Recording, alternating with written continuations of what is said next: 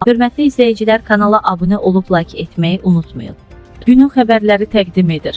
Xarici vətəndaşların girişi dayandırıldı. Moldovada parlament seçkiləri ərəfəsində xarici vətəndaşlara ölkəyə girişə kütləvi şəkildə imtinalar verilməyə başlanılıb.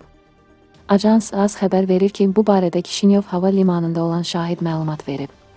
Gənc Moldovalı sərhədsiz sənədlərə gözücü baxıb, səfərin məqsədini soruşduqdan sonra qonşu otaqda gözləməyi əmr etdi.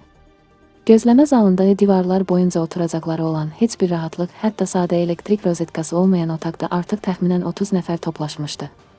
Tamamilə müxtəlif mənşəli insanlar idi, deyə agentliyin həmsöhbəti bildirib. Qeyd olunur ki, uzun müddət gözlədilən şəxslərin əksəriyyəti nəhayət ölkəyə buraxılıb. Digərləri isə müsahibəyə bənzəyən, lakin daha çox dindirməni xatırladan bir prosesə məruz qalıb, deyə şahid əlavə edib.